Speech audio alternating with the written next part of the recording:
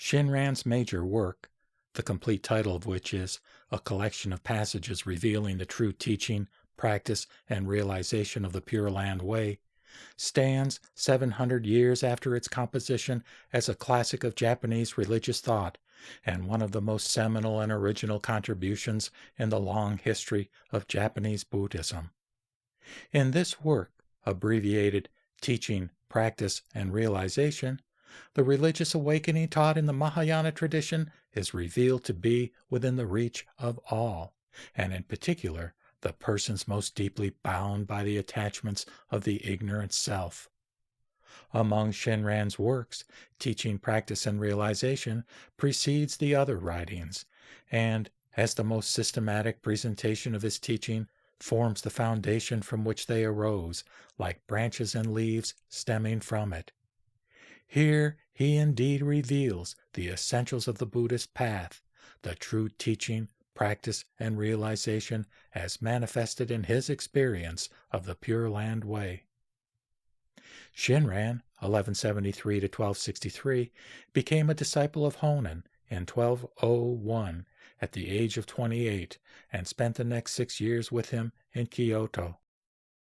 Both were exiled from the capital in 1207, however, and Shinran was sent north to the Japan Sea coast in Ichigo.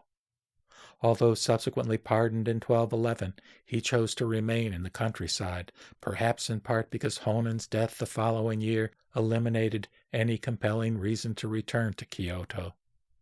For more than 20 years thereafter, he directed his energies to spreading the Pure Land teaching among the people of the Kanto countryside.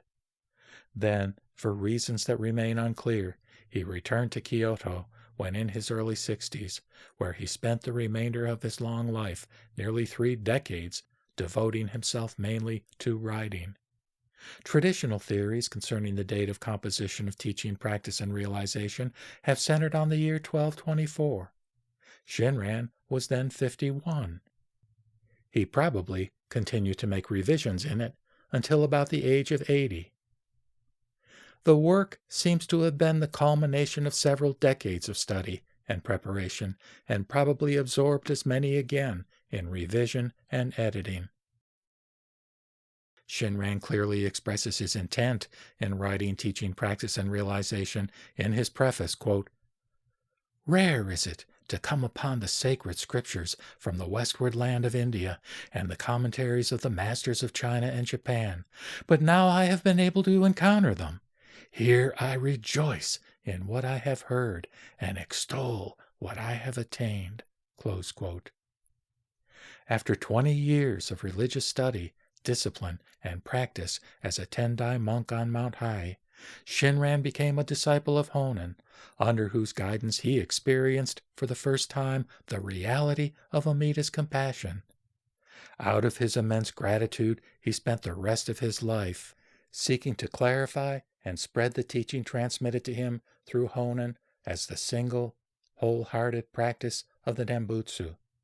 To express his profound joy at having encountered the teaching and to transmit it to others, he gathered together important passages from the Pure Land Scriptures. In employing this form, Shinran followed a venerated tradition in Buddhist writing. This form not only expresses a selfless reverence for the teaching and the past masters, but ensures the orthodoxy of the content.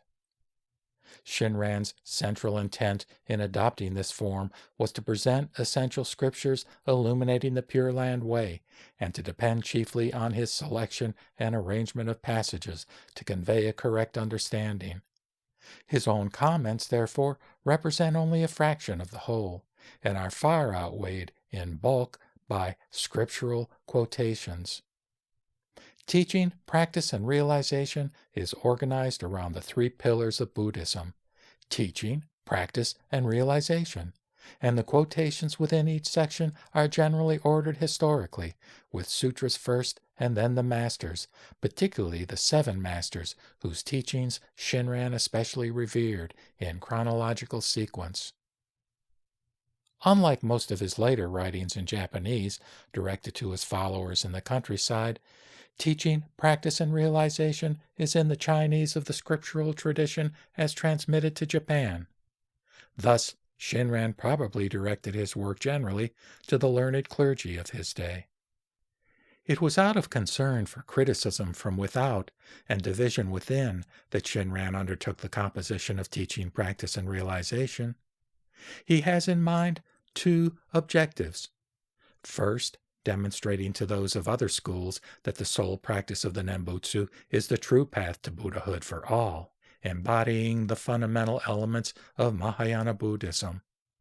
And second, for those within Honen's tradition, elucidating these basic elements in order to clarify the ramifications of Honen's teaching and resolve the doctrinal questions that had divided Nembutsu followers.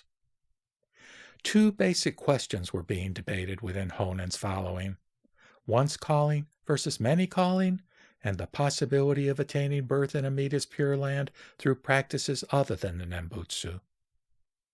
The former had first arisen while Honen was still alive.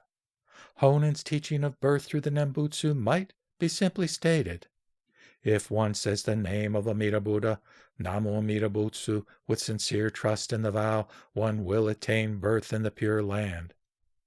Since the sutra teaches that Amida will save the person who says the name even once, it is clear in principle at least that a single utterance is sufficient as the cause of birth. There were those who naturally felt, however, that if one utterance was good, many utterances was better, and that they should strive to remain ever mindful of the Buddha and to say the name as often as possible. Emphasis on this perspective was termed many calling.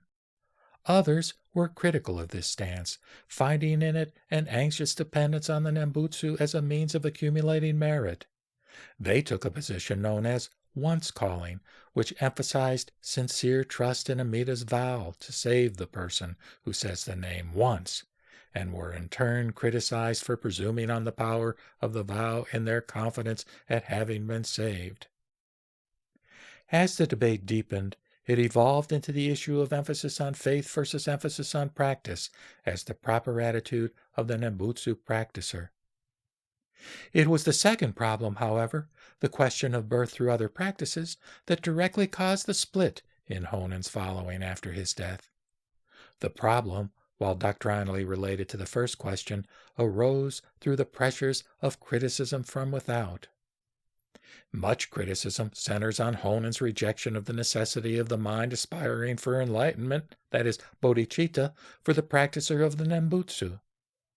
Honen considered beings of the latter age, or Mappo, incapable of awakening the mind of enlightenment, and classified it with the various practices of the path of sages, which were to be put aside in favor of simply saying the name in accord with the primal vow. To answer this criticism, Honen's disciple, Jushin, 1158 to 1233, proposed a doctrine of two ways of attaining birth in Amida's Pure Land, through the Nembutsu and through various practices. In this way, a compromise was offered. As a result, Honen's followers quickly divided into two camps. To recognize the validity of various practices in Amida's vow violates the fabric of Honen's teaching because it fails to recognize that it is not the effect of one's practice, but rather the power of the vow that brings about birth. In Teaching, Practice, and Realization, Shinran did not intend to present any new doctrine, but sought only to clarify the nature of the Nembutsu of the primal vow taught him by Honen. Nevertheless, his concern to reveal the true teaching, practice, and realization of the Pure Land Way in a time of heated debate required that his work be far more than simply a profession of faith or a series of passages from the tradition. To accomplish his aim, he employed a variety of techniques for shaping his materials and imparting a comprehensible form. And these indeed allowed him to express in detail a highly original and dynamic vision of the Pure Land Way.